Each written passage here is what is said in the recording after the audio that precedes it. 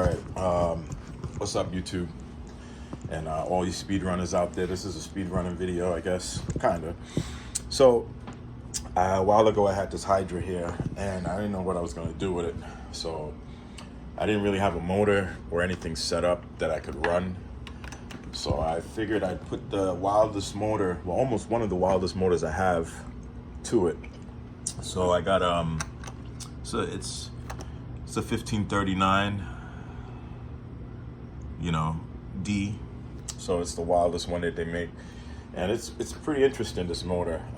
Right now I got it geared very lightly. Just mocking everything up to see how it works. But I powered this motor up 2744, I think is what the pinion and spur is right now on it. And I just free spinned it and gave it a full throttle. And this damn thing on success will spin to 62,000 RPMs with the gears on the wheels and everything. So that was interesting. The motor, they said don't spin it over 60. So under load, I could see why they say you could throw maybe 7S to it. 8S, I don't think the ESC won't be able to spin it that high. The 7S, you definitely under load can throw 7S on it, which is kind of cool. But yeah, I have the water set up. I have a pump that I've had that I plan on using. I don't know if I'm going to continue to use it, but right now I kind of have it mocked up. There is water in the system. I have a nitro fuel tank as the water reservoir, and as is, this should be enough cooling the reservoir water through the ESC just to get the setup moving around. I plan on doing a water jacket on the motor and a radiator, and then putting a spur. You know, I'm just trying to get this all to work. Now the idea is to have it plugged right into the fan on the ESC harness and let that power this motor. So whenever it needs it, it'll turn on the fan, so on and so forth. But until then, I have this 3S receiver pack that I have. It works on 2S as well, so I think it'll be all right. To power it, I'm not sure. But once it gets power, I could even run this in the car if I wanted to, but I'm trying to keep it all self-sustained. So let me just put the tablet down. Sorry, guys. I didn't really go to make this video. I just figured let me grab the tablet and share. So with the pump running, the system is able to bleed out. It's nice. It always keeps positive pressure even when it's off, so I don't have to bleed it. Once you bleed it once, it's fine. So it is pumping. You can see the water stopped. So what I want to end up doing is put some baby zip ties on these fittings here and seal it up, and then just take this car for a run, see how it's going to do in terms of the heat and how it operates. But like I said, the end result, I want to operate it right off of this fan. So whenever the fan kicks on, like it needs the fan to kick on, this should automatically, whenever you turn it on, it should prime. So that's the next thing I'm going to work on, is finding, I think I have a harness somewhere. I have a broken fan. I'm going to find a harness for this and modify that connector, so when I can plug it in and power it up, it should all work. But this setup was with the 2080 motor I had on it, but I did have a problem, not with that motor per se, but I tried a different setup. So I kind of walk you through that issue I had before I end the video real quick. Just a short video. So the 2080, the motor runs great, no problems with it. But I did put my my truck back on the road. I put the Losi DBXL back on the road. So I pulled the 2080, and I had this 3040 sitting around. So it is a censored 3040. Shout out to MGM there. They have the sensor wire in the mail. But I hooked this up to an XLX 218S. It's a 1750 kV motor. And this motor is absolutely wonderful. It'll spin through 8S, no heat, a lot of fun, no stress on the ESC. And it makes a lot of power.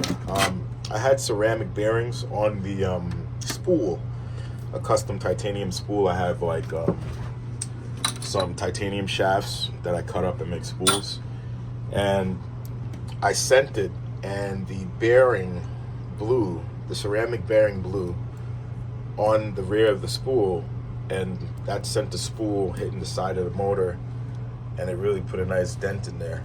But motor still spins, powered it up, it still runs. So this is gonna go on a hybrid, an outlaw hybrid that I'm building.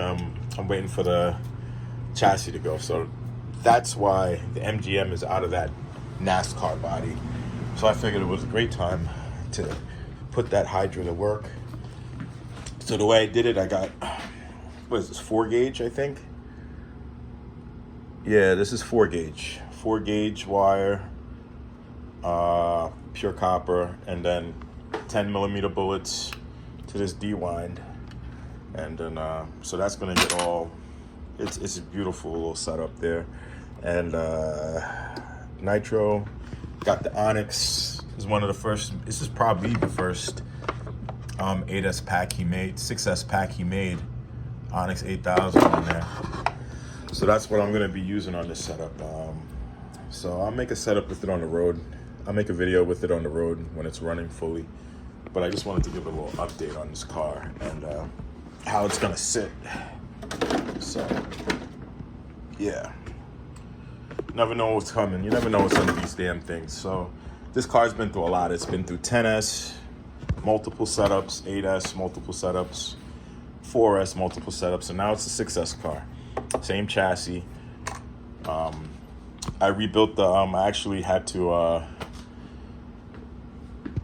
it did a lot of damage. It actually grinded away the spool when that happened. It grinded away, yeah, it just destroyed a lot. So I lost 2 spur gears. It grinded a whole bunch of metal shavings out of the scorched mount. So I got everything back together, cleaned up. I'm using a V2 drive shaft, I think, in the rear with a serpent cup. And then I'm using a Trident in the front with the limitless V2 spool. So that's what I have in there right now. It's funny, it all worked out. V2 spool, and yeah, I got it to work. But everything spins nice. All the other bearings are fine. So until the next ceramic bearings blow, I think this whole car needs to be taken apart and rebuilt again. But yeah, that's the setup with the Hydra. So if you guys are interested in how I'm running it, that's how I'm running it. Like I said, there's enough. This pump is weird. It needs positive pressure in this line. In the fill line, it needs positive. In this, it doesn't, but in the fill, it does. So once it has positive pressure, it will always pump through. You don't have to bleed it. So let me, you can see, I can set it up. So, all right, so I'm gonna give it some power again.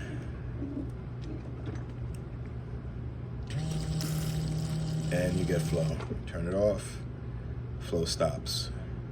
But it's always gonna stop at the top, but I don't think it goes down too much because I get the flow back. So it's more than enough to cool down this ESC and the motor. And then I'm gonna run antifreeze in this as well. And isopropyl, I forgot what the hell they call, water wetter. So I run some water wetter in it. And there's some other things you could do to cool it, to get it cooler. I was thinking about like ice, dry ice, and things like that if I needed to. So there's really an abundance of cooling options if you're going with the water, but having to contain it all is the issue, making sure that nothing is getting wet. And yeah, it's pretty self-contained. I don't see the water bursting out. It's not gonna, I don't know how hot the ESC is gonna cut before it gets to that type of temperatures where it's gonna have boiling water. So I think you should be all right. So I'm gonna bash the shit out of it. Set the low voltage cutoff to like 3.3 and just bash it around, just back and forth, back and forth, back and forth. And then check the log to see how the temperatures are. And but I'll fabricate this part first, and then so I can power this directly off of this, and I think that would be it. So that's the end of the video for now. Hope you guys are running out there and being good. Take care.